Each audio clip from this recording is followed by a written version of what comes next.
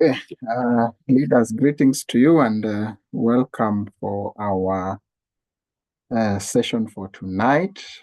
We're always looking forward for very engaging and fruitful discussions as we keep on scaling up in terms of the knowledge that we are sharing and also the experiences that we are sharing. So maybe I could just confirm if we are able to engage, then we can move on. So let me just invite you just to say a word of greetings or just a text message on the chat or just unmute and confirm that I'm clear.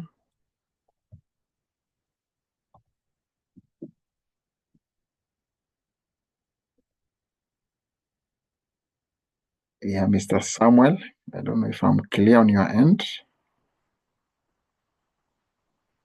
And Mr. Alex. Okay, thank you. Thank you, Samuel. Alex, how are you?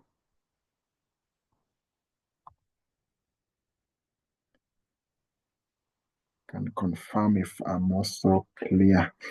Otherwise, I think I can go with Mr. Samuel's confirmation as yes, thank you so much. So we'll proceed with our session for tonight. So just allow me to make a prayer, then we move on. God, we are grateful. We commit our engagement to you as we continue to learn together. May you continue to enrich our discussions. We pray for more insights. We pray for more wisdom and help us, Lord, to be able to even go a step ahead and apply what we are learning so that our leadership will be better, our businesses will also be better, and the people that we are nurturing will also be better. This is our prayer, Lord, and we pray this trusting and believing in Jesus' name. Amen. Okay. Yeah, so today we are handling module 6, and that tells us that we have made some quite significant steps from the moment we started. So we'll be talking about the startup golden circle. We'll also talk about value proposition.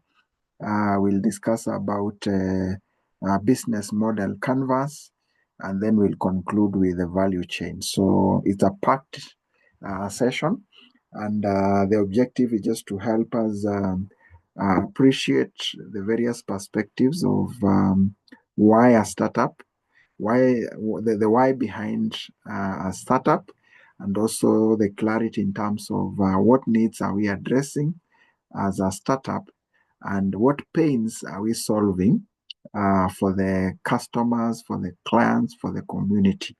Yeah, so by the time we are done, that will be quite clear. We'll also have a snapshot of a business canvas that within one page, you can be able to clearly see a number of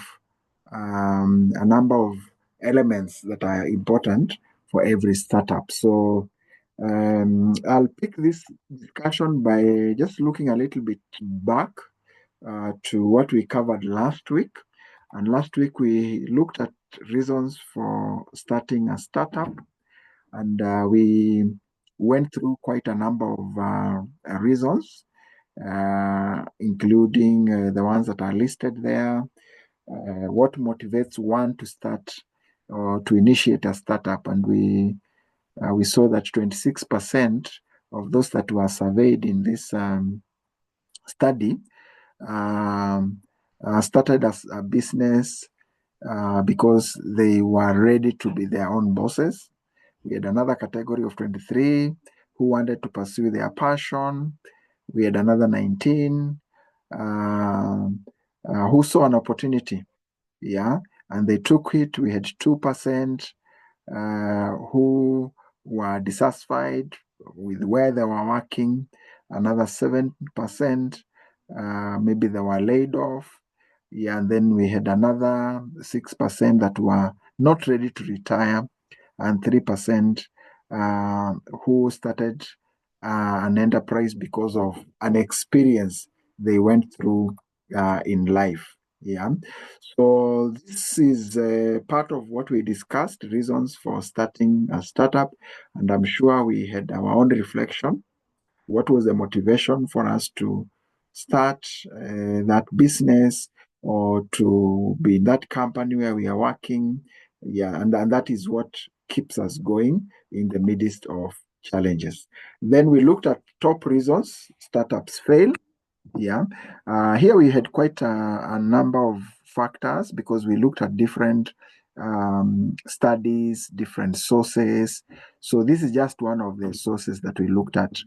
Yeah, so you can see there are those who ran out of cash, and I think this was quite this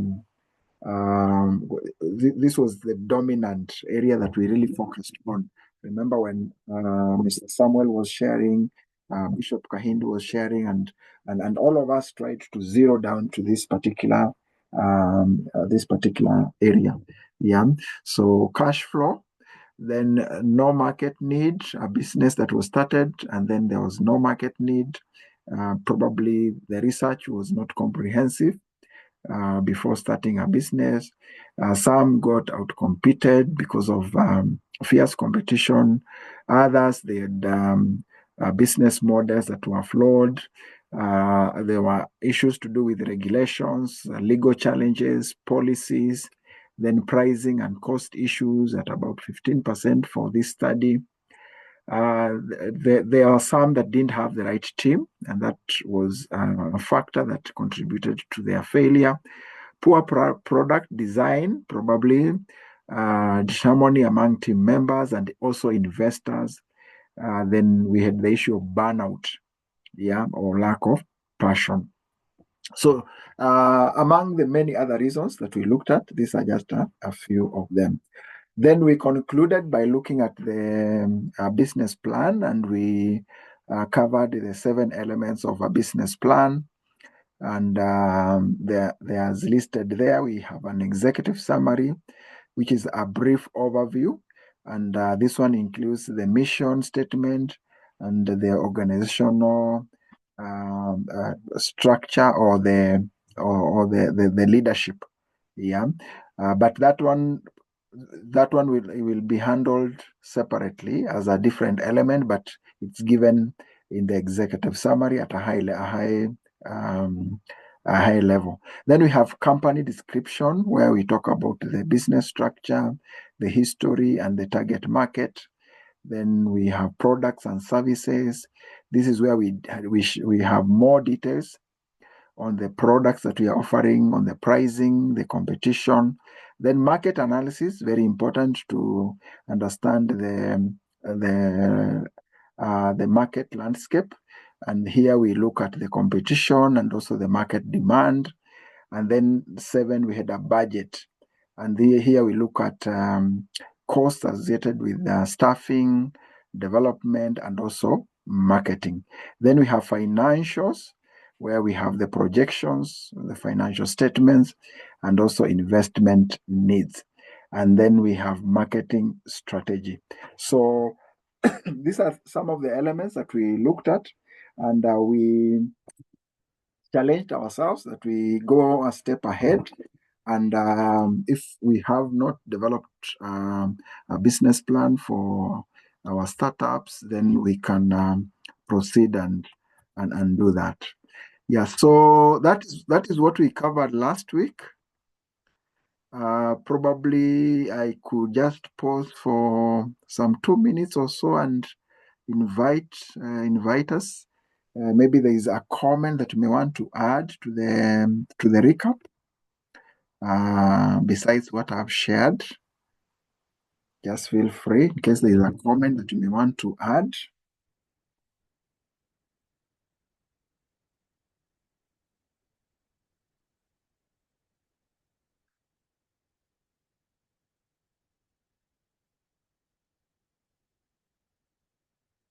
or maybe something that you have experienced over the week based on what we covered.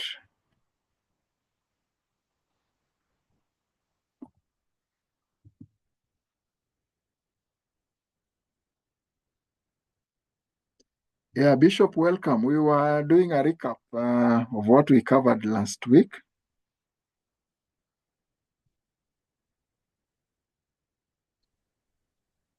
Thank you very much, Mr. President. Good evening, leaders.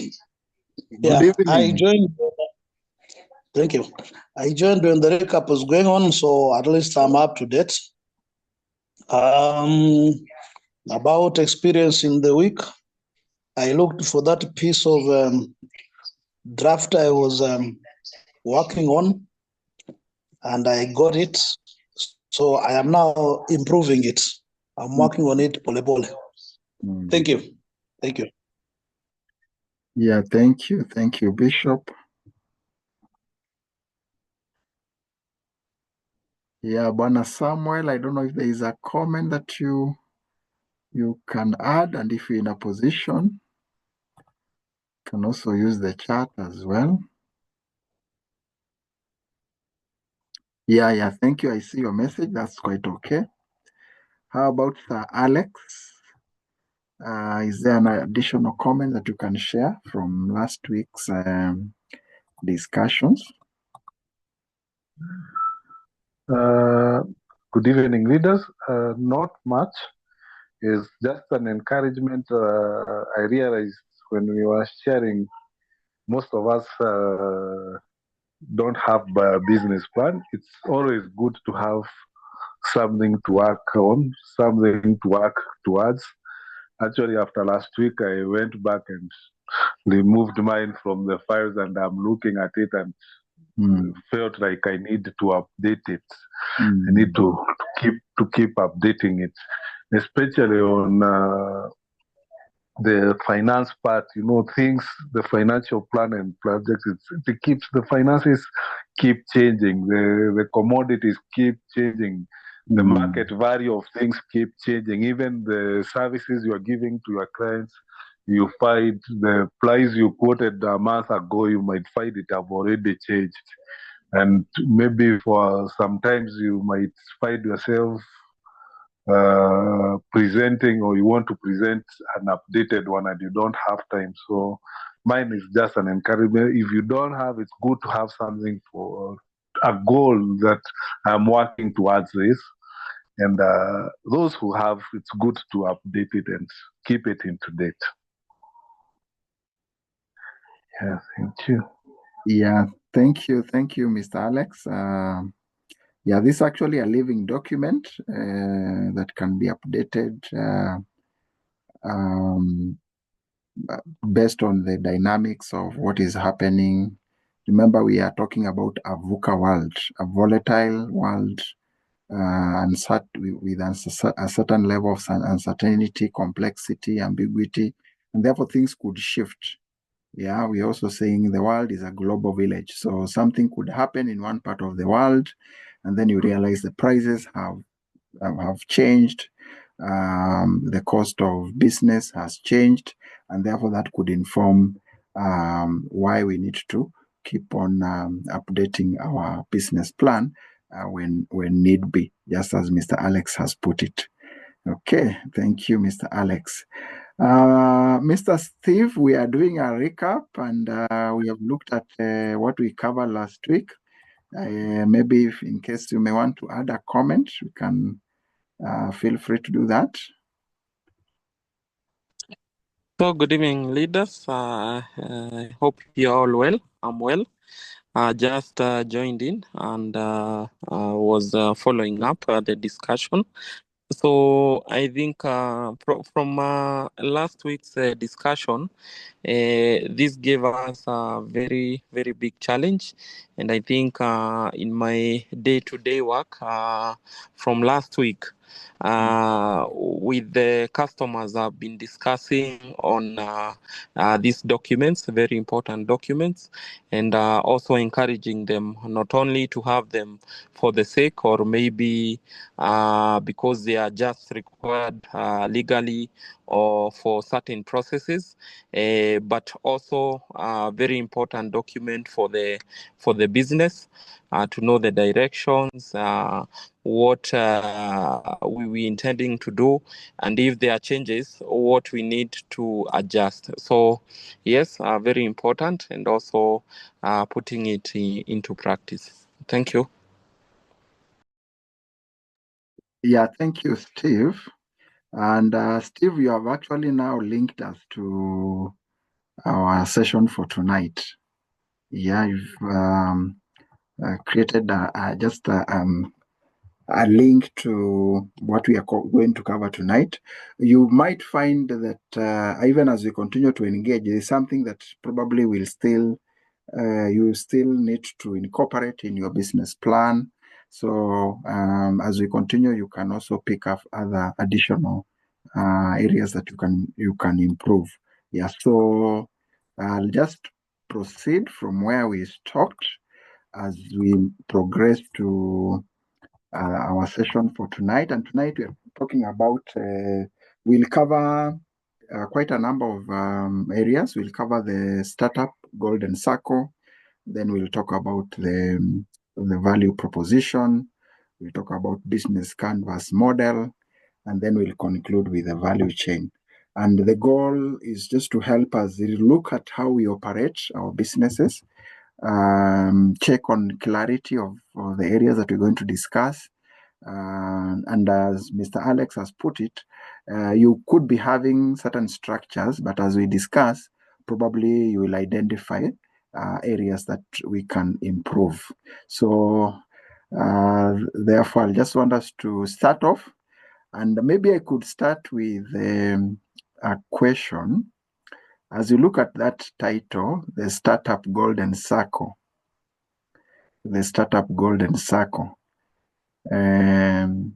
maybe you could take a prediction of what are we going to deal with here?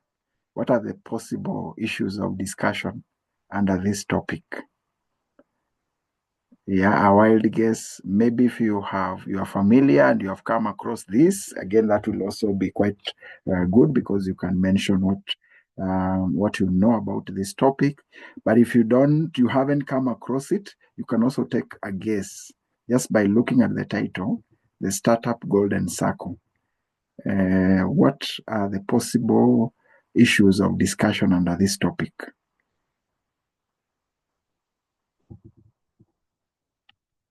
Yeah, as a wild guess. Yes, Mr. Alex. Maybe the why or the how you want to do your business, and basically the communication of why you want to do that business, or why you want to start it up, or how do you want to do it. That's my wild guess. Wow. Thank you so much, Mr. Alex. So I pick the why. So there's a question of the why, besides the business we are doing, and also there's a question of the how. So I'll pick those two. Maybe I can take one or two more.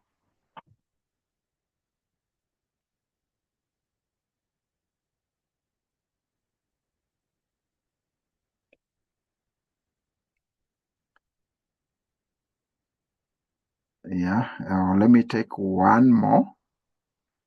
And Mr. Alex actually is leading us to the discussion. Yeah, but I can take any other view or any other additional comment on this discussion, the golden circle,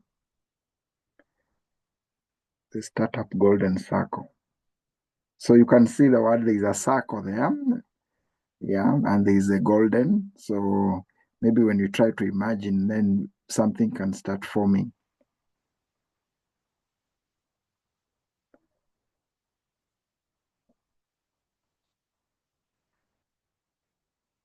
Mr. Steve, what will be your wild guess? Your wild guess. So when I look at those words, mostly when I begin with the golden, I think golden is something that is special, well prepared, and very strong, and also high value. And then this circle, I'm looking at it as something that is interjoined and continuous. So these are like a basket carrying all the things that you should have to have a successful startup. That's how I'm looking at it. Yeah, golden. I like that, something of value. Yeah, and also the continuity of the business. Yeah, so click on the chat before I move on. Could it be a critical path through which a startup should revolve around? A critical path. Okay. Yeah, so the golden circle is a concept that was shared by Simon Sinek. And we'll look at what Simon Sinek shared, but we'll also customize this to fit into our context. So the golden circle explains how leaders can be able to inspire cooperation. Maybe that team that you're working with, how do we inspire cooperation? How do we also inspire trust? How do you drive change? Yeah, in a way that they will get the willingness from the team to walk that journey with you. So it also explains how the more successful organizations think. How do they think? How do they sell their products? How do they talk about themselves? Yeah, and how they communicate. And in the golden circle, the key word here is that this company, they act and communicate, by stating their why. Yeah, they start with their why. So at the golden circle is actually the why of the business. So according to Simon Sinek, you will find that at the far end of the circle, we have the what. And he says that every organization on the planet knows what they do. Yeah. And maybe even the staff members, the team there, they know the products they produce, the services they offer. That's basically the what. Yeah. And then the how. How do we produce those services? How do we produce those products? So these are the things that make them special, or those processes, those strategies that probably distinguish one enterprise from another. Then we have the why. And according to him, very few organizations know why they do. Yeah. So a number of them could stop maybe at the how, majority could be at the what.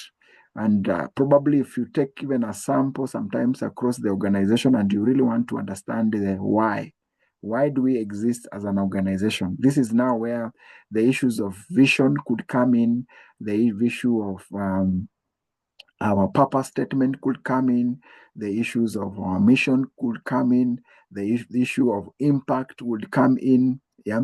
So why is not just about making money, that's a result. Yeah. So Simon Sinek continues to say, why is a purpose? It is a cause. It is a belief. It's the very reason why that organization exists. And therefore, the question that we may want also to ask ourselves, what is the very reason why our organizations exist? What is the very reason? And I may want you just to take note of that. Maybe we'll discuss that along the way. What is the very reason of why we exist as Generational Leadership Network? What is our very reason of our existence? And that now points to the why. So great leaders and organizations, they communicate inside out. And that basically means they communicate from the center, the golden circle. And this is where they're able to connect with the human brain. Because when you talk about why you're doing something, it goes beyond it goes beyond what you want to probably get in terms of returns, but also it goes into the extent of what do you want to contribute. And the same Simon Sinek said that people do not buy what you do until they buy why you do it. Yeah, so people may not buy our products until they appreciate the why behind those products. So why is our purpose. It's also the part of motivation. And then how now brings us to the processes, the actions, the strategies. And then the what now is the results. We have talked about the products. Yeah. So when we connect with the why, we are able to connect with the human brain. We're able to get the buy-in. People are able to trust us because, let's say, for example, I'm running a children's home. So what is the why? What is the purpose of that children's home? Yeah. So if I look at it maybe from the perspective of just to share as an example, empower the community or the young children with education for personal transformation and for them to impact society or something like that. So I'll look at it in terms of the cause. What is the bigger picture? Yeah, and if we sell the why clearly, then even selling the products may not be a struggle. It may not be a struggle because already we have connected with the human brain. Yeah. So in our context now, we look at the startup golden circle model as a strategic startup management tool, yeah, to define and also structure as well as operationalize an idea or concept in a coherent way, so in a structured way, in an orderly way. Yeah. So at the center, we have the core. Yeah, the core, and the core defines the need. It defines the gap. It defines the problem, yeah, that we are solving, or the opportunity that we are leveraging in the society. Yeah, so at the core, for the startup golden circle, at the core, it is the needs. What needs are we addressing? What problems are we addressing? What solutions are we offering? What opportunities have we identified that we are leveraging? Yeah, so the core, and then from the core, we have now you start moving out where we have the why, and the why we are saying is the purpose, it's the goal, it's also part of the motivation. Then we move a little bit, one more step, we have the how. This is where we talk about the strategy, the inputs, the impact, yeah, the outputs, the outcome, and all that.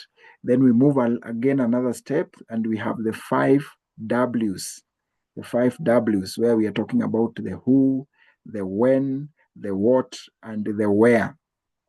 And then at the very end, we have the monitoring. How do we track our progress? Yeah, feedback, evaluation, review. Yeah, so that's just an overview of the golden circle. We have at the second level from the core, we have the why, and we're saying why defines the purpose, the motivation, and the goal of the startup.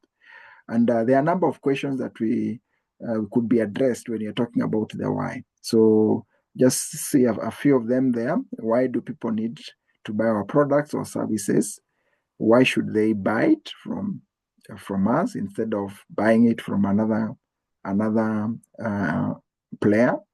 Yeah. Why will they return to us? Yeah, and refer us. Yeah, and then why will we succeed where others or similar businesses have not succeeded? So why could answer these questions among others. Yeah.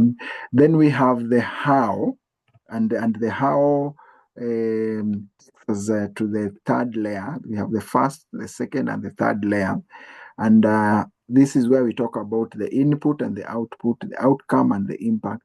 The how could address some questions like how will we operate?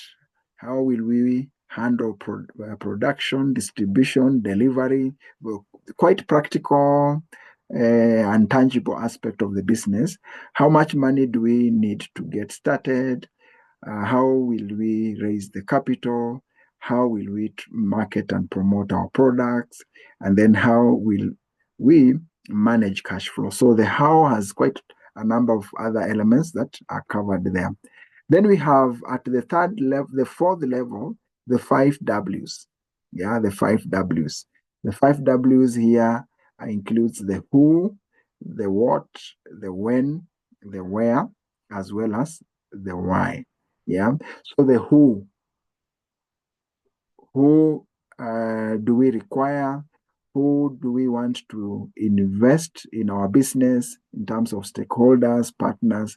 Who is our ideal customers? The who could also include who will constitute our team, yeah, the professionals that we need to consult or hire for their expertise. So who basically look at the either stakeholders, internal or external stakeholders. Then we have the when, and this defines the timelines. Yeah, when shall we start? When shall we consider scaling our business, maybe to another layer? And then when shall we need to rescale our business? Yeah, so when talks about majorly those timelines. Then we have the what, and this defines the products, the programs, the activities. Yeah, so what are we selling? What problems are we solving? What is our mission and motivation? What makes our business unique? What is our target market segment? And what will success look like for us as an enterprise? So then still on the 5 Ws, we have where. And where we are talking about probably the location, the projection, where is our ideal location, where our business will succeed, where will potential customers learn about what we are offering. That can be location, including virtual locations. Yeah, where do we want our business to be 3 or 5 years from now? So again, why? We have location, we have customers, we have progression, among others. So the why, we have already tackled the why, but it's also part of the 5 Ws, yeah, as part of what we've already mentioned. Yeah. So the golden circle we have two concepts. We have one concept from Simon Sinek, and that places the why at the core. Yeah, the why behind running a particular business. Then if we bring it in the concept of the startup, then we are saying the why, or the golden circle at the center, we need to focus on the need. We need to focus on the problems we are addressing. We need to focus at the opportunities that we are leveraging in society. And this will recap this again. We'll be talking about the value proposition because now that really amplifies this discussion on why we need to start at the core of the golden circle. Yeah. So that's the golden circle. That is first part of our discussion. I don't know if I could take a comment or a question here before we transition to part 2.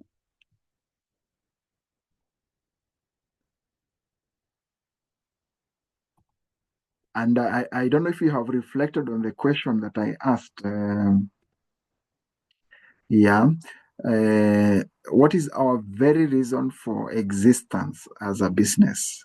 How would you describe your very reason of your existence as a business? And that takes us to the why question.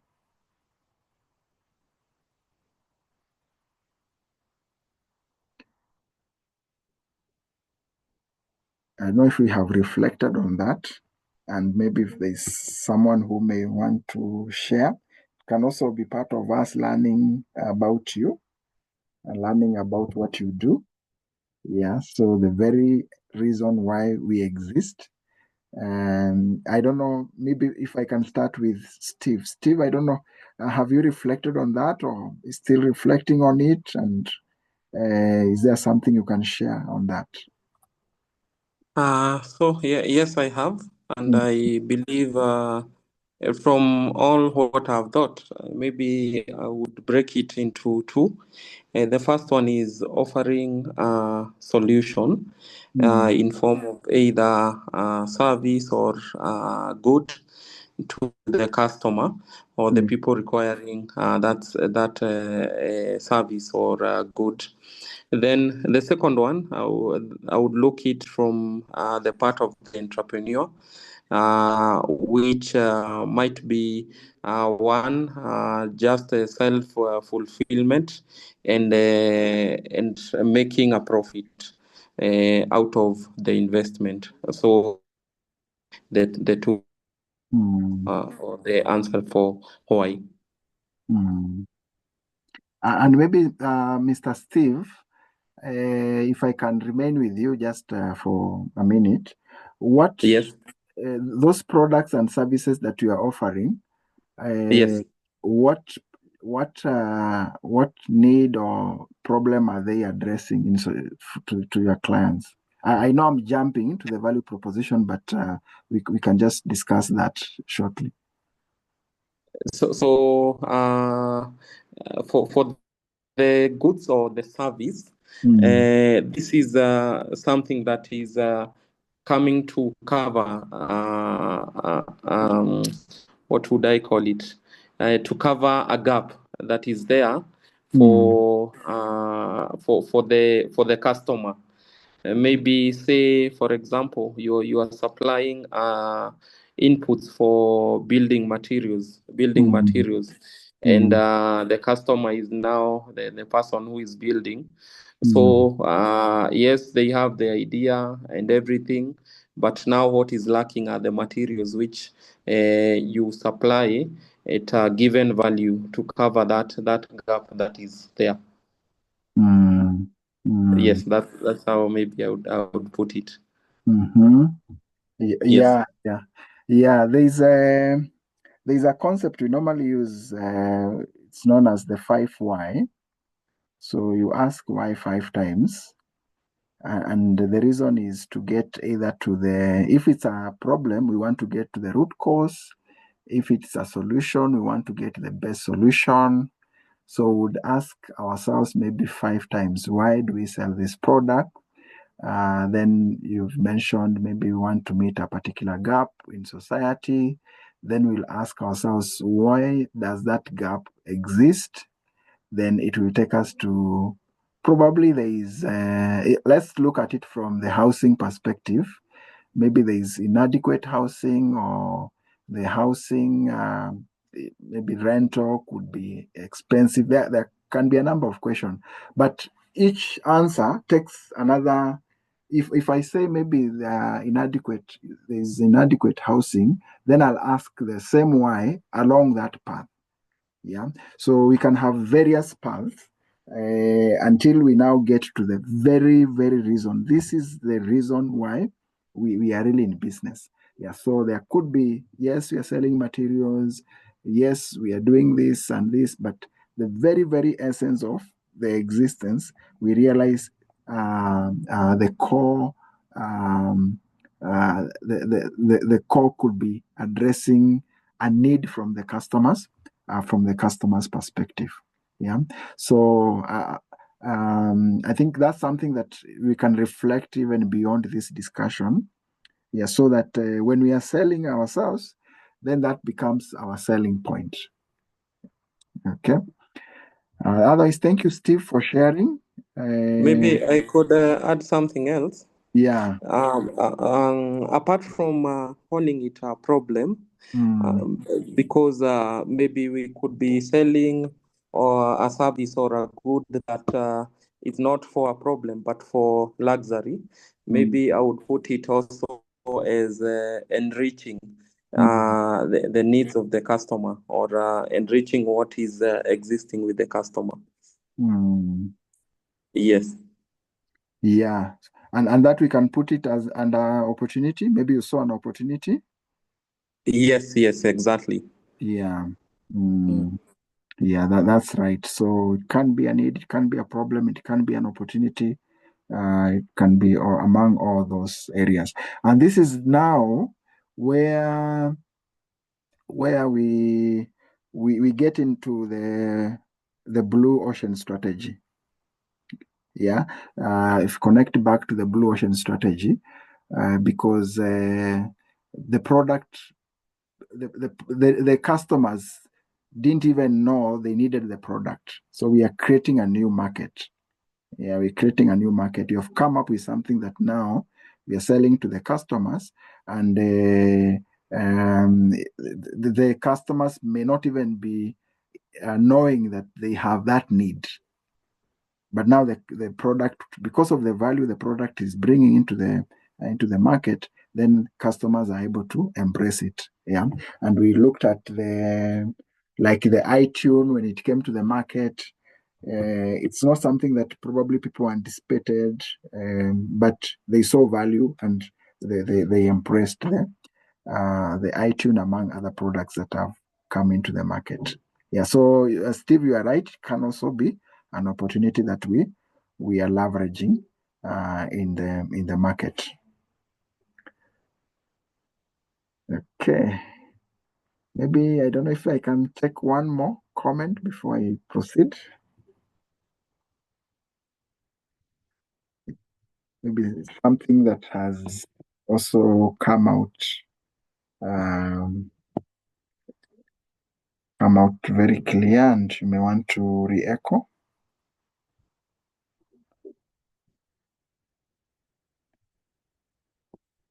Okay, let me proceed because we are building up. We are building up on this conversation. So we have a business model canvas. It's good to also have a business model canvas, yeah, which is a strategic management tool, and it defines a number of elements. Yeah, it defines and also guides in terms of how we communicate the idea from the beginning or the concept all the way to the final product. So, and a business model canvas is normally just a one-page document.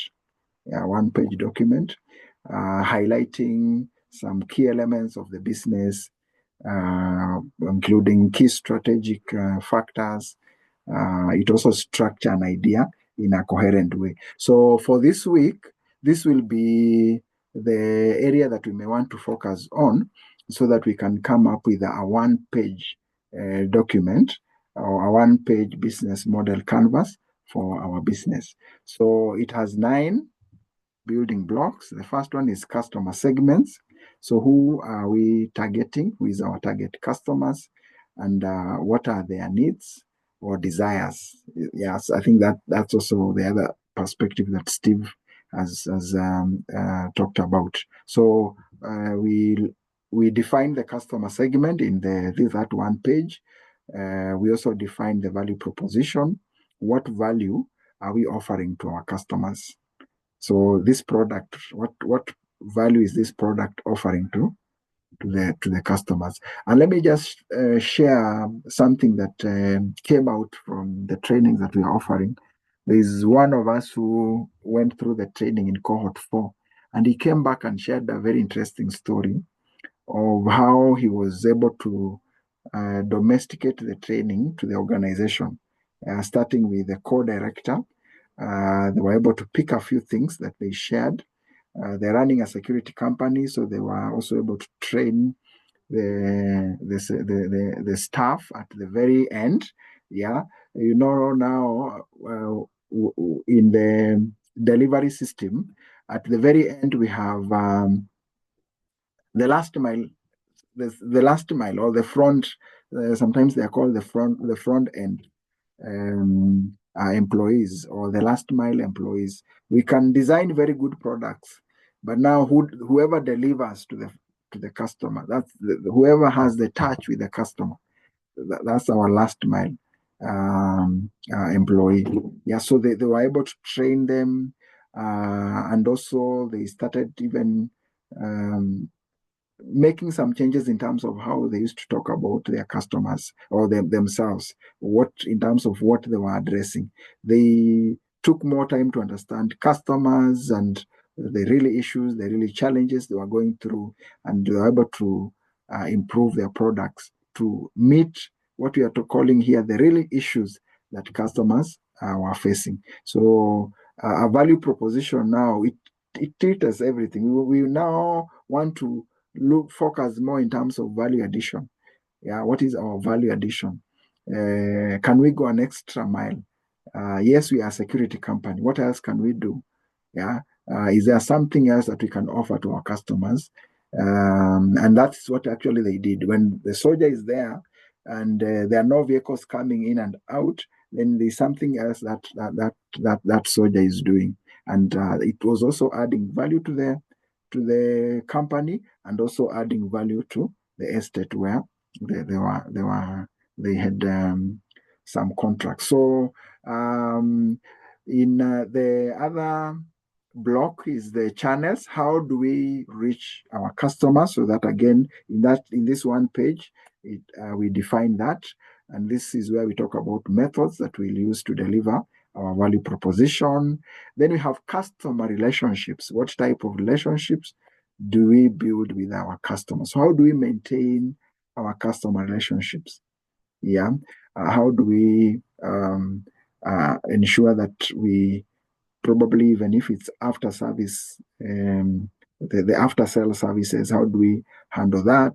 If there are any returns, goods that have been returned, how do we handle that? So customer complaints, customer feedback, all that falls under customer relationships. Then the revenue streams. So as we do this business, what are our revenue streams? How do we generate revenue from our customers? Then key activities. What are the most important activities to us as a business?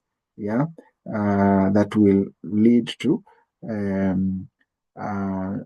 the generation of revenue. Then key resources. What resources do we need as a business?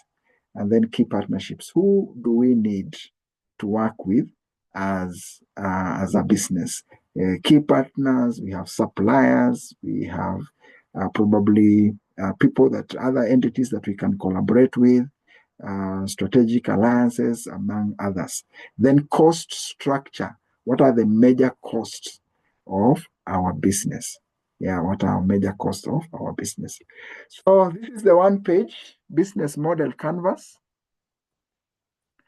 Yeah, so in each section we populate, like the first one is key partners. Yeah, so who are our key partners? Who are our key suppliers? Which key resources are we acquiring from the key partners? So we list them there. Yeah, we list them there, including the motivation for partnerships. I'll share an example in the next slide. Then we have key activities. What key activities are we engaging in? Yeah, to achieve our value proposition, our distribution channels, our customer relationships, our revenue streams can be also part of. Yeah, what key activities do our value proposition require? So we list them there. It can be production, it can be problem solving, it can be platforms, it can be network. Then we have key resources. Yeah, so what key resources do our value proposition require? Our distribution. Yeah, so types of resources that we require. We can have intellectual properties, we can have financial, human resource. So all those key resources are listed there. Then we have the value proposition. Then we have customer relationships. Yeah, as I've highlighted in the previous slides. Then channels, then customer segments, then cost structure. What are the most important costs inherent in our business model? Which key resources are most expensive? Which key activities are most expensive? So we list all the costs that we incur as a business, or we project to incur as a business here, including fixed assets or fixed costs like salaries, rent, among others. Then revenue streams. So how do we raise money? Yeah, so for what value are our customers really willing to pay? So this is where we have the various revenue streams are listed. So in one page, we can have a glance of our business and have a view of all these elements. So we have an example here for a coaching practice. So the key partnerships, professional coaching associations, referral networks, collaborative coaches, and mentors. Yeah, key activities, coaching sessions, personal development, workshops, goal setting and strategy planning, then client progress tracking. Value proposition, we have personalized coaching sessions, positive personal growth and transformation, among others. Then what are the key resources? We have online platforms, we have client feedback and testimonials, coaching materials, certified coaches. Yeah. In terms of customer relationship, one-on-one coaching, regular check-ins and follow-ups, and then customized coaching plans. Yeah, then with customer segments. Yeah, so if this company is targeting individual, seeking personal development, professionals, looking for career growth, organizations for employee coaching. Then channels, we have referral networks and partnerships, social media, and online presence. Cost structure, we have coach, compensation. Then we have marketing and advertising expenses, technology and communication tools, professional development and training. Revenue streams, we have coaching fees, workshops and seminars, corporate coaching contracts, and coaching materials and resources. So you can see in a one page, we are able to summarize our business. So this is something that can also feed into our business plan. And it will also feed into other areas that we shall be handling as we continue. So I'll urge all of us to do this for our business, and then we can share next week. Yeah, we can share next week, and that will also be a way of understanding what we do and what we can also be able to collaborate as entrepreneurs. Okay, so what are the benefits of using this? One is that visualization. Yeah, so we're able to visualize the business model, and that comes with clarity. It's also quite concise. Yes, and then it also facilitates brainstorming. So if you are to do this with your team, you can see it will provide a platform just to be able to brainstorm together as a team. It also helps to think through the business model with a team. It supports strategic thinking.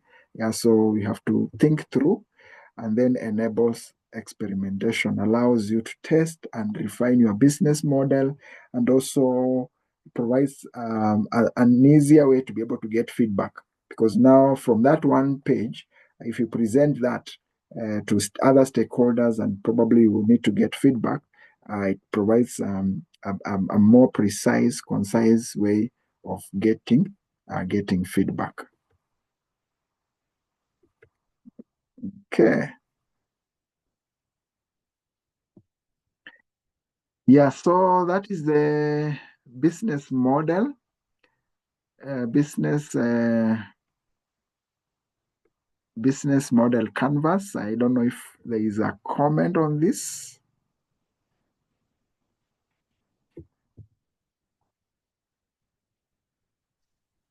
Yes, Mr. Samuel. Hello, Jim. Hello, Joseph and team. Yes, good evening. Good evening to you, sir. I've been following you on the road. But I think now I'm somewhere where I'm settled. But maybe just to ask a question. We had previously viewed the 7 elements of a business plan. Mm. And I'm just wondering which part of those elements can the business model canvas fit in, or it can just be another addition to the 7 elements? And probably at what point should it come into the business plan? Back to you, Joseph. Thank you. Mm. Yeah, thank you, Samuel. Yeah, so in some cases, this is normally treated as an annex. Yeah, because it can cut across a number of areas. We have revenue streams, so that can link to the financial projections. So we may not pinpoint a particular area, but it can. I've seen in some instances where we have it as an annex, and then it feeds into certain sections of the business model, the business plan. Okay. Yeah, Okay. yeah. That's well noted. Thank you. Yeah, and even in the preparation of the business plan, it can jumpstart that conversation, because as you have seen here, we're saying the benefits. Yeah, the benefits. One of the benefits, it facilitates brainstorming and discussion. So it can even come before the business plan. Yeah, so that we have conversations. You have players, they can look at one page and give feedback, and then from there now a team can sit down and now populate this into a business plan. Yeah, I'm thinking, yeah, that is very true, because when you are looking at even the elements of organization and team management, the part of key resources, when you're looking at personnel and who will constitute who and what kind of employees you shall have. I think that part of key resources, when it comes to staff, I think it can also talk so much to the organization and team management as an element in the business planning. Yeah, you're right, and I think it is an important thing, first of all, even to develop it even before you have developed the business plan. I think it will open up a lot of it will bring on board a lot of ideas and insight into the plan. That's my take. You are right. Joseph. Thank you. You are right, Mr. Samuel. Yeah.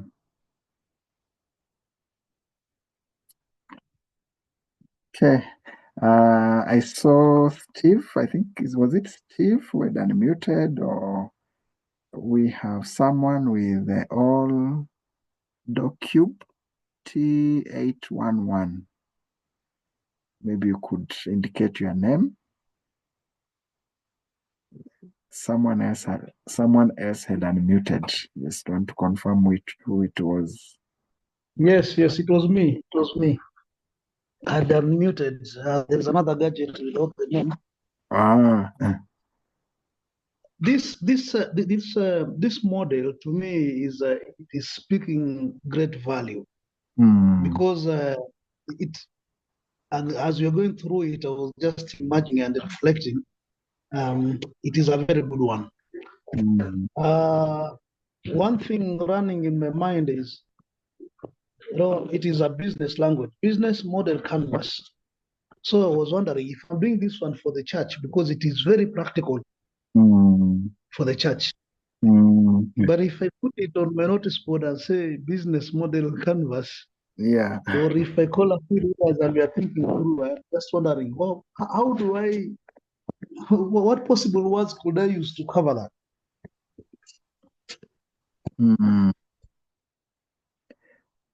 Yeah, and I think that is leading us to define this word business in a way.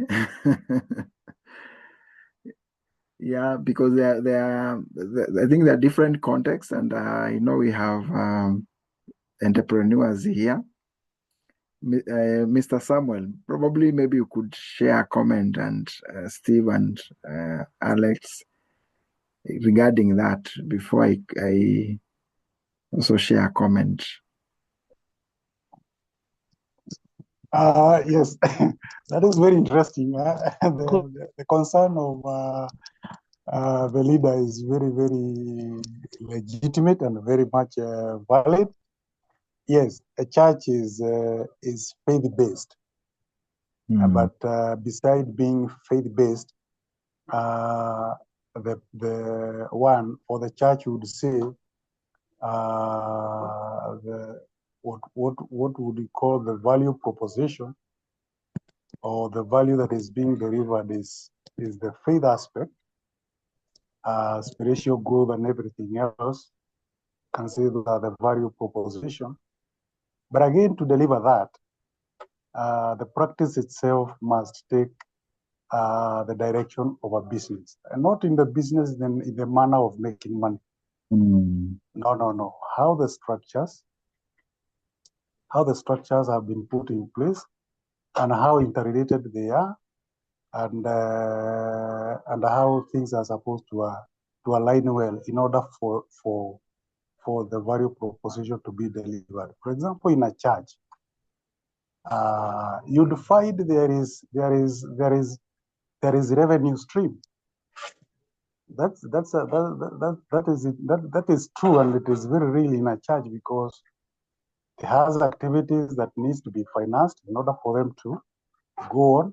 For example, the caretaker, the ground maintenance activity, structures that needs to be developed, the watchman, the electricity, the water bills.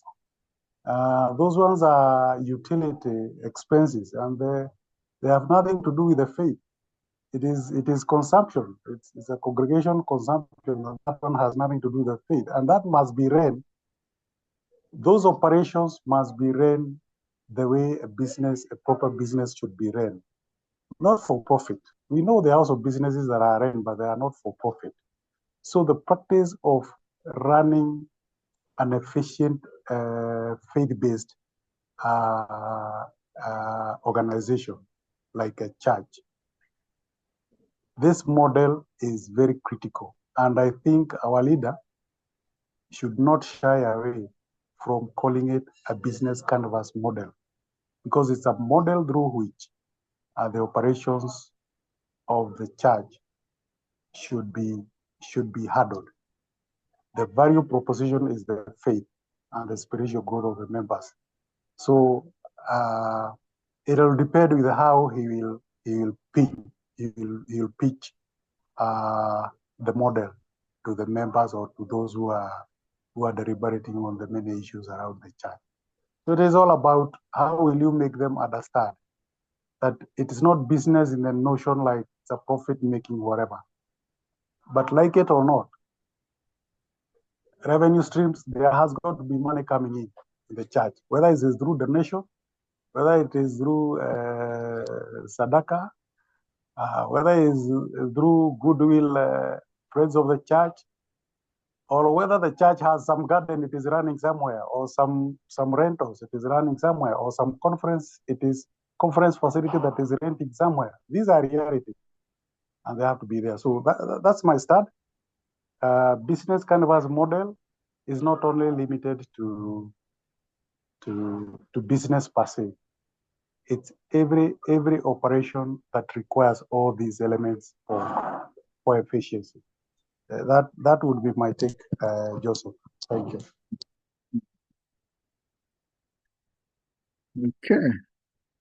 Back to you, Bishop. I feel like I may not add any comment there.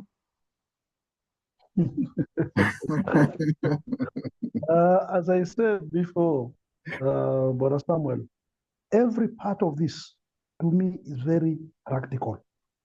It works and it's needed, it's necessary, applicable. The church. Agreed, 100%. Because as the president was going through, I was just ticking and nodding and smiling here. But the name there, that title, I think we just have to coin another name, because as much as for you where you are, you can understand. But other people, once they see it that way, on paper, business model canvas, question, and you'll not have time to explain to them because they won't ask, but they'll be affected. So anyway, let's go to the class. I think that one we just have to get something, I'll say, and call it. Yeah, I think those are the sections where we can now domesticate. Yeah, we can domesticate. Probably the business can also be the organization model canvas, but in your own wisdom, because I know that we agree on the parameter. The only area that we need to work is the title. So in our own wisdom, we can see how do we tap into these parameters and then coil it to fit our context. So I think that one will just leave it as an open, allow our own wisdom to be able to work around that.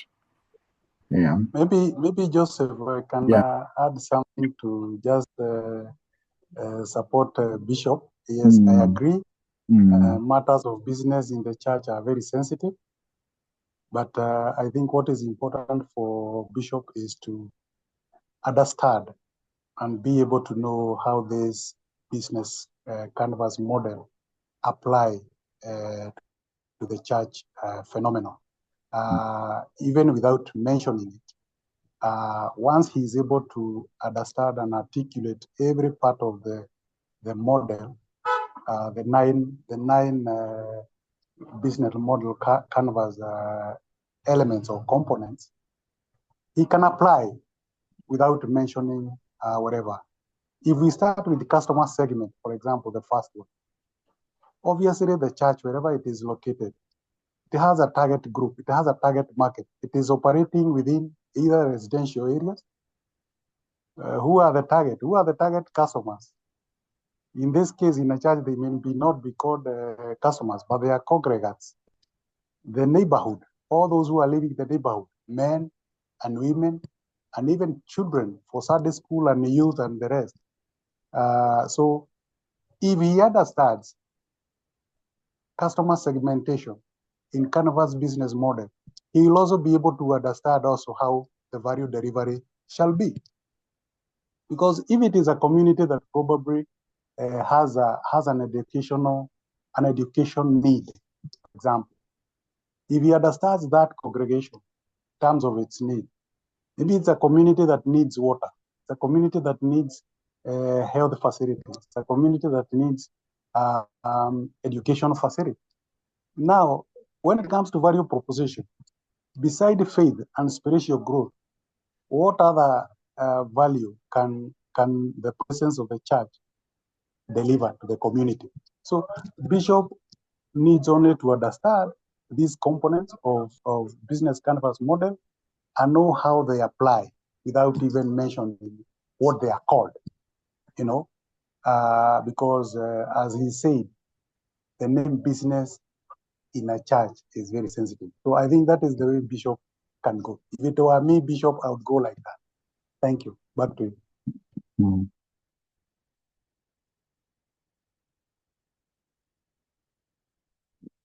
Okay. So I think you have also tightened up. Customization may not just be on the name, but also on the specific elements to fit our various context. Yeah. So I think then that just open it up that way. But the concept is clear. The concept is clear. The idea is clear. The application is clear. So we take it and then we customize to fit our context. So you will see which area you can focus on. Maybe you have your own business you are running, or you are in a particular organization where you are leading, then just prepare the business model canvas for that. Then next week we can look at it, as that will be the first session that will, before we get into the class, the module for that week, we look at that first before we transition. Okay. I know we have engaged with Bishop and Mr. Samuel. I think I could allow the rest of us, in case there's a comment on this.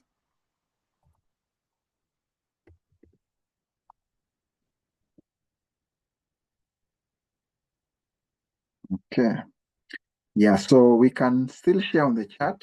Can share on the chat. So again, today there are quite a number of interlinkages in what we are sharing and also what we discussed last week. So then we look at value proposition, and value proposition now we're just picking a portion of the business model canvas, the value proposition, and just opening it a little bit. Yeah. So just to appreciate and maybe have a common understanding. These are the promises, yeah, the value a company promises to deliver to customers. And we are saying what we choose, why should those customers choose our product? Why a customer should buy a product or use a service, maybe in the midst of many other suppliers, many other businesses. Yeah, it's also a simple statement which clearly communicates the products. What products are we offering? What services are we offering? And what are the benefits?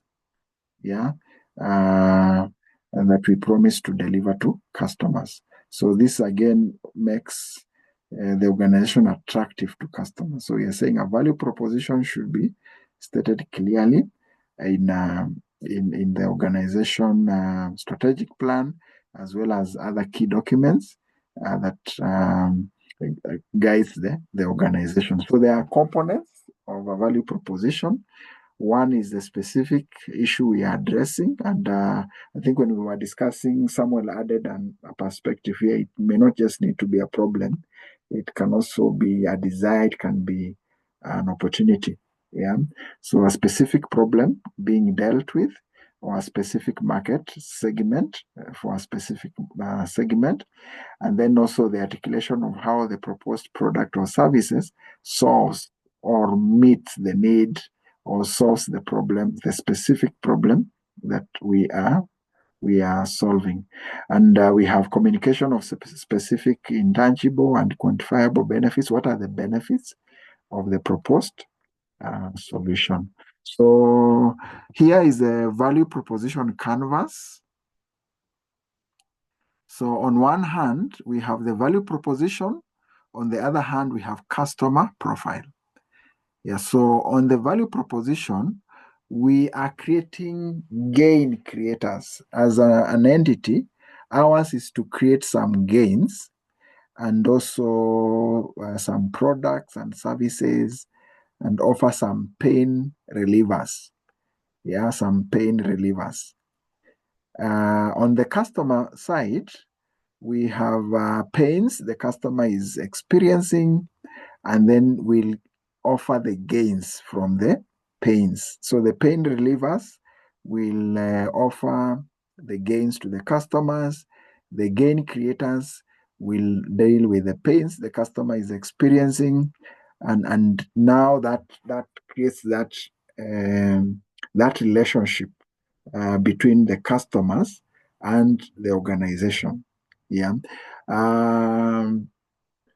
If I look at like GLN, what we do, what are some of the pains that customers are going through? Can be issues of productivity. Yeah, it can be issues of high turnover.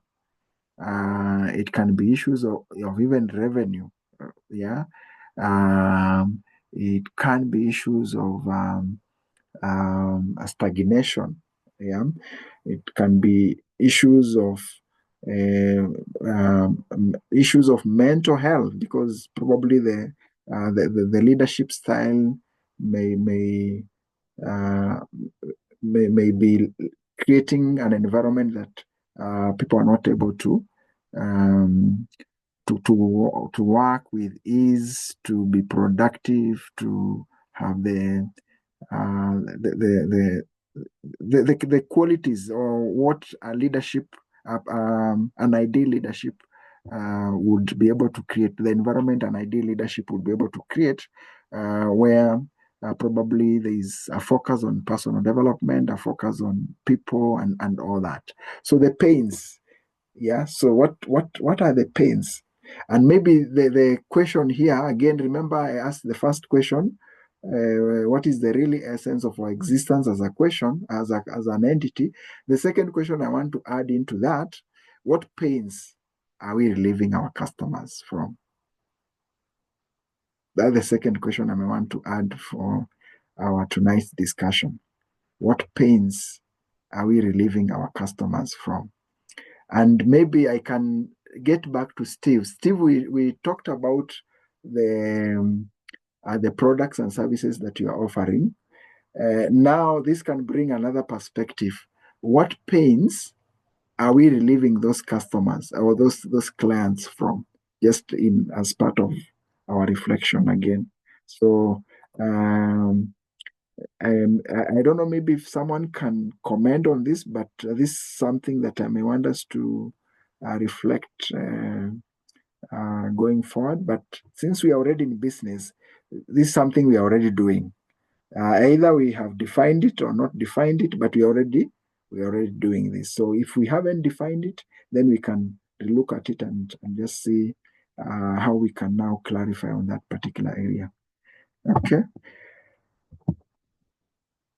Maybe I could just open for a comment on this. If you may wish to share your pains, what pains are you relieving your customers from? That can also be another way to assimilate what we are sharing tonight. Times 2 times negative 3p equals negative 6p. Maybe Joseph, allow me to just give an example that we are all familiar with. I want to refer to the now forgotten Nakumat.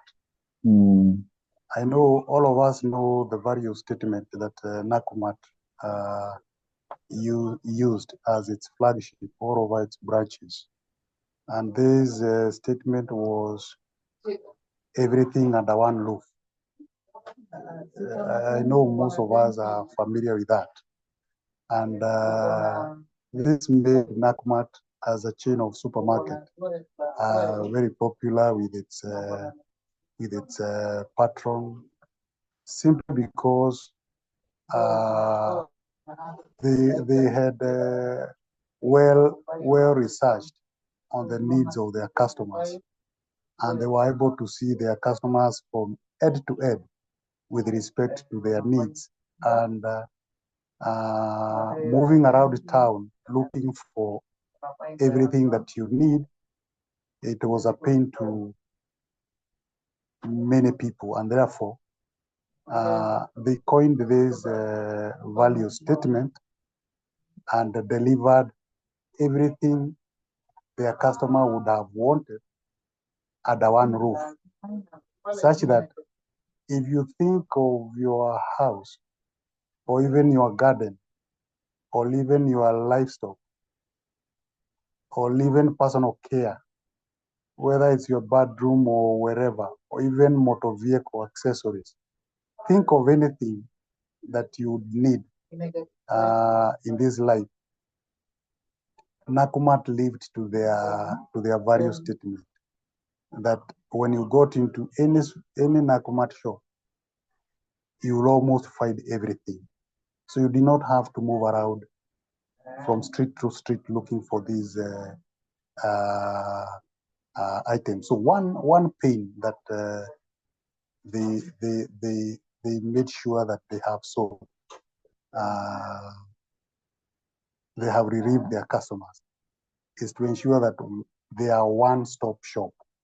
That is, you get into Nakumatt, you don't have to move around town looking for everything. Any Nakumatt you get into, you have all your needs sorted. That I would say is an example of a pain that such a business created a reliever for their customers. Back to you, Joseph. Thank you. Yeah, that's really a very good example. Yeah, a very good example. And I think that also can connect to the various online platforms that are now available.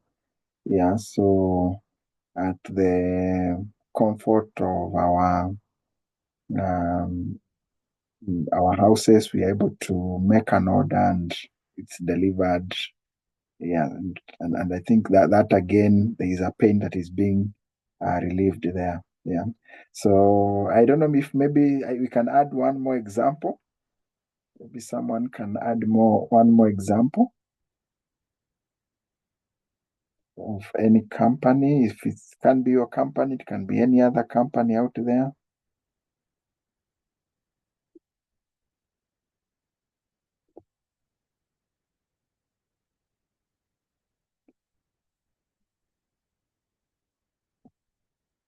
Yeah, Meliod, welcome. I trust you've been able to catch up from where we were when you joined. Thank you. I'm following. Yeah, much welcome, Meliod. Okay. Mr. Steve, Alex, Bishop, any other example that we can add to this based on what Mr. Samuel has shared that you can think about?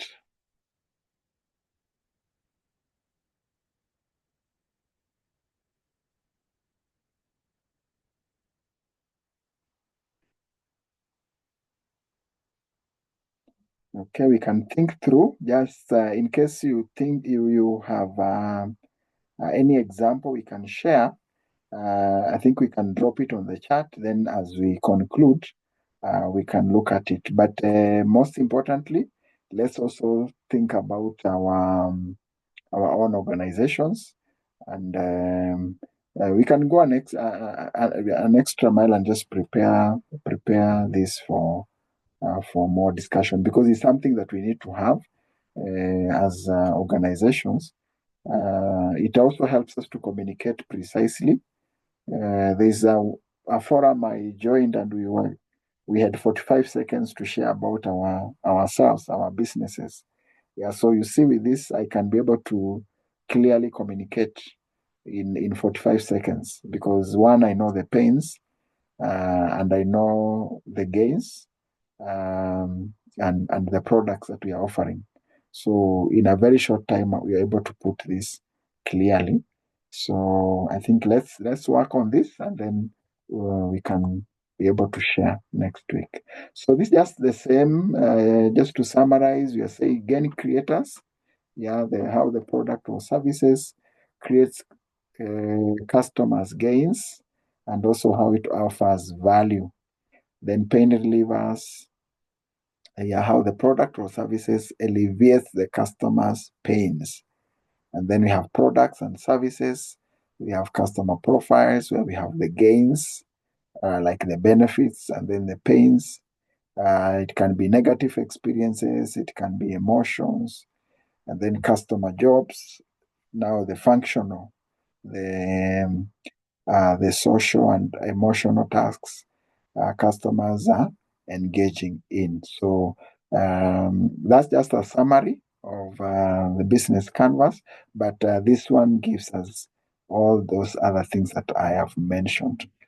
And as we work on this, we have these three questions that are important. What customers, in terms of here, when we're talking about what customers, we're asking ourselves what end users might require, and what channels would be ideal to be able to reach out to our customers. Then the other question is which needs, which products can fit the needs, which features, and which services. And then what relative price. This is now where we talk about what can customers, what are they willing to offer in order for their pains to be relieved, and what can they pay for that? Yeah, what can they be willing to pay for that? The premium. Yeah, the premium. Okay, so the final part for tonight is the value chain management. Again, there are a number of activities that go on in our businesses. So for a startup or even an existing business, then this would be ideal. We'll just need to relook at them, how we have been able to operationalize this part, and see where we can also be able to improve. So we are saying value chain management is a strategic approach, and the idea here is to optimize the internal activities. Yeah, optimize the internal activities and also to create and deliver value to customers. So the key, the focus here could be also on efficiency, all the way from the supplier, the company, the distribution, the customer. How do we ensure that we are efficient, and how do we manage that chain? Yeah. So a value chain, again, we're saying, is a business model that describes the full range of activities needed to create products or services. So what is involved here? We identify and analyze each step in the process. Then you create and deliver products or services from raw materials to the final customers, and also finding ways to improve efficiency. So that's really the focus. As we work on this chain, the goal is to ensure that we are efficient and we are also effective. Yeah, and I'll mention actually those are just the other side of the slide here. So we have efficiency and effectiveness. So on efficiency, we're asking ourselves the question of the ability to produce an intended result in the way that results in the least waste of time, effort, and resources. Efficiency, yeah, with the least resources, with the least waste of time, effort, and other resources. And also efficiency, we are talking about the ability to accomplish something with the least amount of wasted time, money, effort, or competency in performance. So efficiency, there's quite a lot of focus on optimization of resources, proper use of resources, and that's now, as we look at our value chain, then that needs to be in our minds. Then effectiveness, yeah. So how do we produce better results? Yeah, produce a better results, one that delivers more value or achieves a better outcome. So effectiveness here, again, we're talking about we're talking about value, we're talking about better outcome. We are also talking about producing a desired results or success, or meeting the needs efficiently, or meeting the needs as expected. Because in the other context, effectiveness, we normally talk about meeting the intended goal or meeting the intended objectives. So for the business, then it should be meeting the need effectively. So how do we create a value chain that will help us to meet the needs effectively? So a value chain has has a primary value chain activities as well as supportive activities. So in our enterprises, then it's important to have these two levels: the primary activities and the supportive activities. So the primary activities, we are talking about inbound logistics, like transportation and receiving of raw materials from suppliers, managing and sourcing materials. We're also talking about relationship and transportation between retailer and supplier. The context could be different. Yeah, the context could be different. When I'm looking at this, I'm seeing GLN also here, our logistical, from, let's say, from production of the materials, printing of those materials, distribution of those materials, and ensuring that we are able to deliver them to the leaders that are supposed to join our program. So the inbound logistics, then we have operations. Yeah, so activities of how do we change their raw materials and input into finished products. Then we have, and this is now where we could have the actual elements of probably trainings taking place. Then output logistics, delivering and distributing the finished products to customers, encompasses order processing, packaging products, as well as shipping orders. So again, in our context, we would see now what would fit within this context or within our environment. Then we have marketing and sales. Again, this one, it cuts across. Yeah, making decisions about promotion channels, pricing. How do we price our product? How do we distribute our products? Yeah. Then we have issues to do with features of the products and the services that would persuade customers to be able to purchase our products. Then we have service, after sales service. Yeah, so the value of products and services. Yeah, we have issues to do with customer service. We have trainings, we have maintenance. Maybe we have also exchange of products in case product or services in case probably there's something that needs to be, maybe there's need to exchange a product. I've seen this with companies like mobile phones and even companies that are offering services. I think there are moments where there could be need, looking at it maybe even from a software company. Yeah, but we have seen this quite a lot with companies like motor vehicles, mobile phones, where they produce a product, it's released, and then there is a recall and that product needs to be exchanged. Then on the supportive, yes, the support value chain activities, we have the farm infrastructure. This is where we have the organization structure and also the daily operations. Yeah.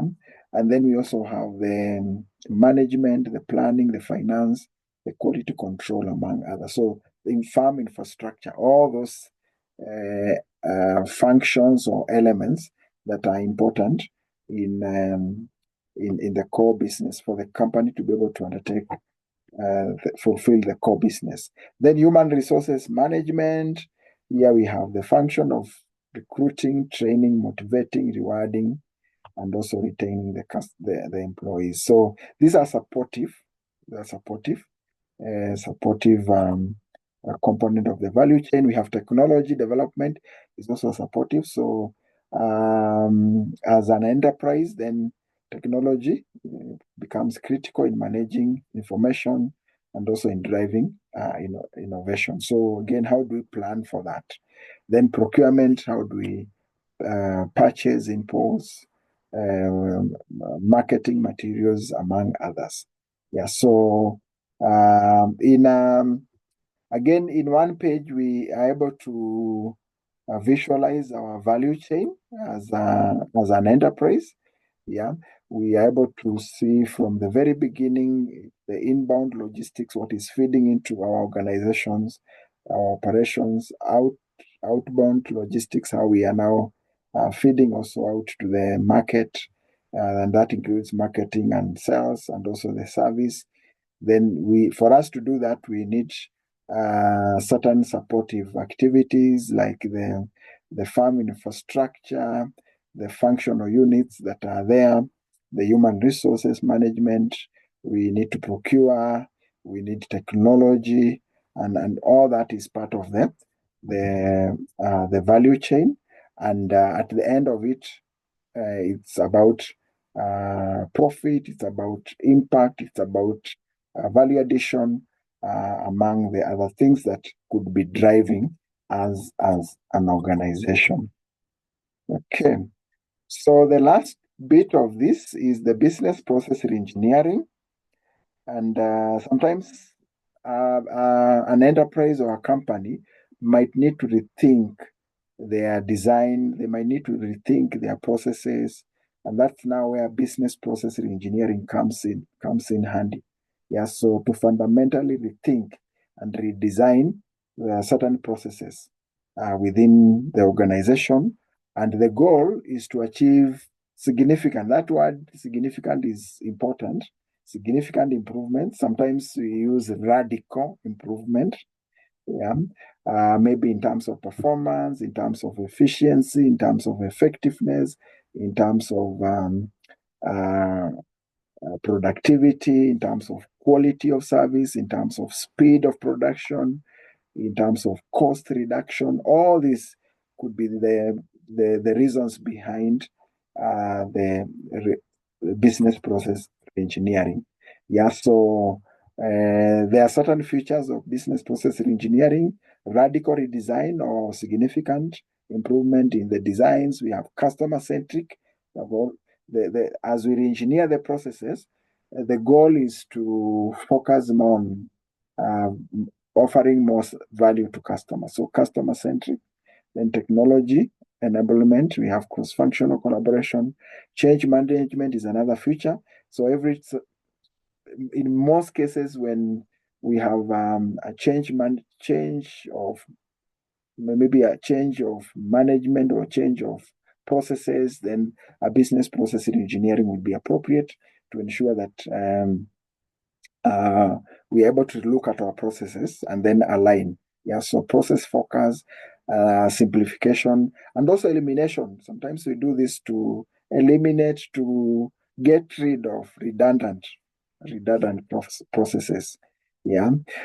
The process, what is the process of business process engineering? First is to identify what processes do we have, especially the core processes, and then analyze to be able to pick any gaps, pick any areas of improvement, then redesign the process. So we have the as is processes and then to be processes. What do we want to achieve? What kind of processes are we now anticipating to have? The to be processes, then design improvements, then we implement changes, we monitor, we refine processes, and then the process could continue. It's normally a very vigorous process, and if well done, you might find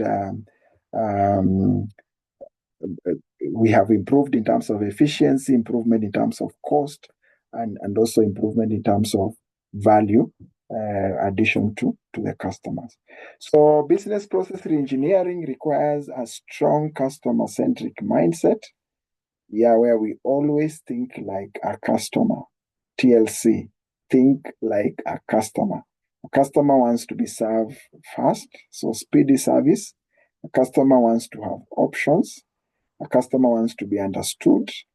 A customer wants sometimes confidentiality, consistency, and also simplicity, probably of processes, and reliability. And the customer also is looking for value for money. So as we undertake these processes, then this is what we are looking for: value for money, all the way from the golden circle. The drive is value for money. The drive is how do we serve customers better, maybe in terms of speed? How do we offer options? As we look at the value proposition, how do we relieve the customer from their pains? And how do we ensure that we meet the customer's needs and also think like customers in terms of simplification of certain processes. And that is it for today. I'm sure we have a few things to reflect on. So next week we'll have more discussions, just allowing us to share our business model canvas, maybe even share our value proposition. I'll encourage us to think through and develop one, and just use that as a part of our recap for next week before we embark on the session for next week. So I'll pause there, and maybe as we wind up, I'll just allow us to maybe share a concluding comment or a question, and we'll bring the discussions to a close. So let me start with Steve, then Mr. Alex, then Mr. Samuel, then Melio, and then Bishop will wind up. In case you have a comment or a question or a take home, just feel free. Steve, you could go first in case. So thank you. I think in today's lesson and discussion, what have really touched me is a business model canvas. And why I'm relating to this, I have a business partner, and sometimes we sit and ask ourselves questions, and maybe the questions we ask are not really structured, so we might not come up with something that is solid to cover most of what we ask. But now with the business model canvas, I believe this is a very good guide for answering the questions that entrepreneurs ask themselves, and also being able to develop solutions or the relievers to the customers that we are serving. So I think that's my take home and a challenge for today's lesson. Thank you. Thank you so much, Steve. Mr. Alex.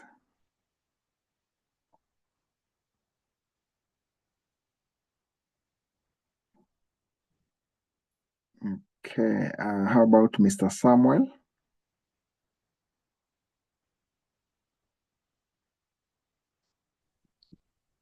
So much to pick from today's discussion, but most important is the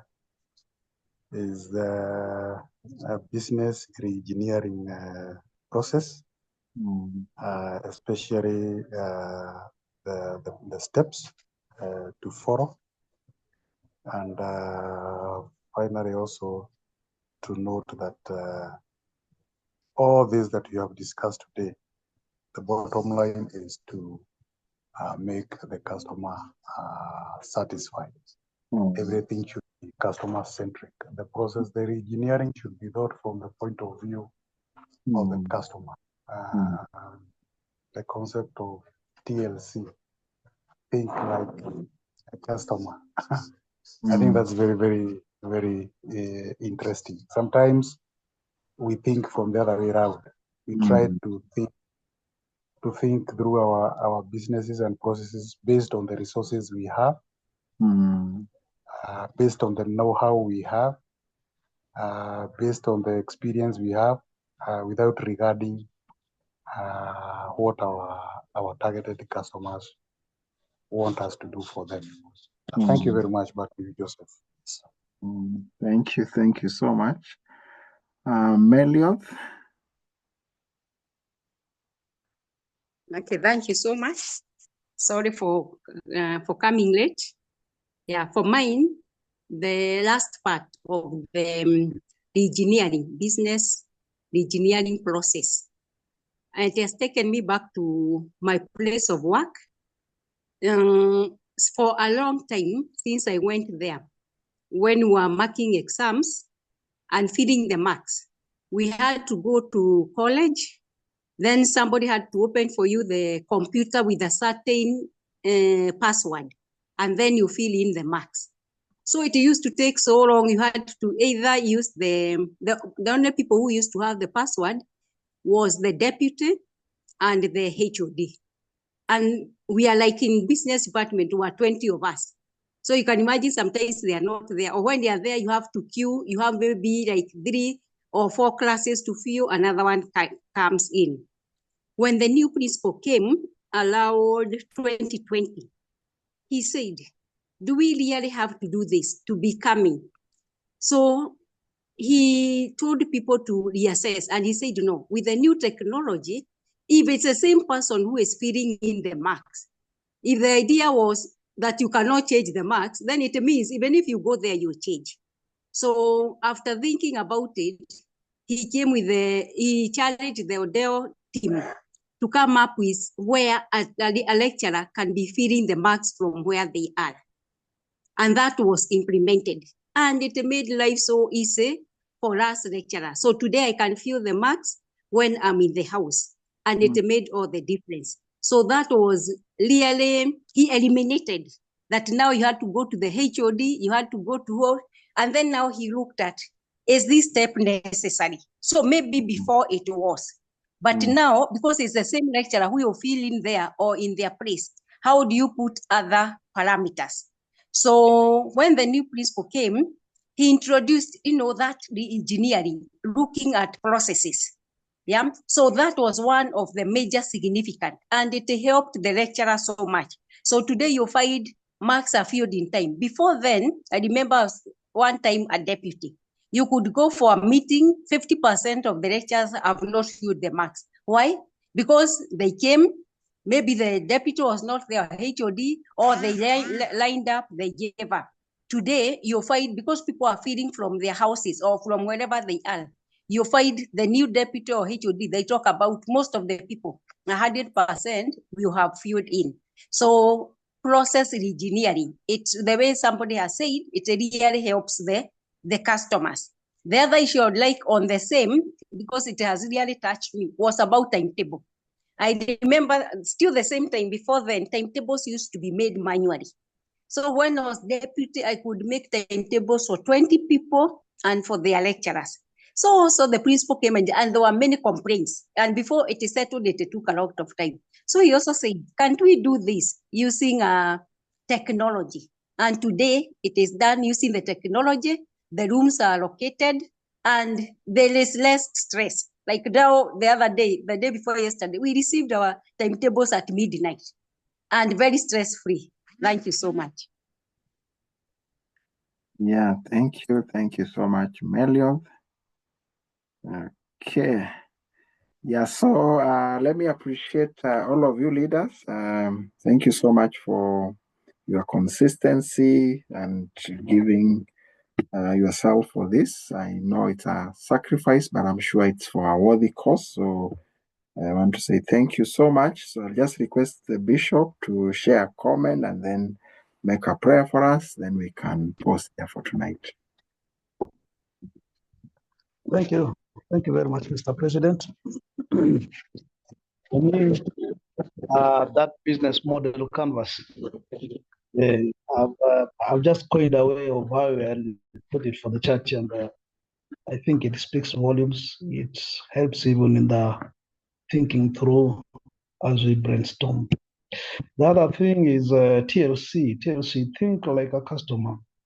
To me, this is the key in business, because if you can put yourself in the customer's shoes, if you can think like them and provide the way you would want to be provided for if you're the customer, and then we just take in business. Just take in business. So thank you very much for today's session. It was exciting and quite informative. We learned a lot. And again, leaders, getting time to be here. I am sure we are getting lastly, Daktari, asante sana for resilience and your time and all this. Send our love in your family. Let us pray. Heavenly Father, in the name of Jesus, we thank you. We honor you, our God. For Lord, you have enabled us to be here online and to learn a lot of wisdom which are bestowed upon your servants.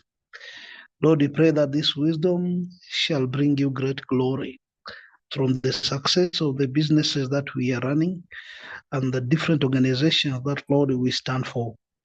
We pray as we apply the knowledge you are gaining over here, that the Lord, there'll be profitability, there'll be stability, there'll be growth, and Father, it will bring you glory in the end. These nights, as we go to rest, I commit each and every leader on board into your hands, that it shall be well with them. Lord, I pray for the families that are represented here, that God, your presence shall not depart from them. Pray for peaceful sleep and restful nights. This is our humble prayer in the mighty name of Jesus. Amen. Amen. Amen. Yeah, thank you, leaders, and good night.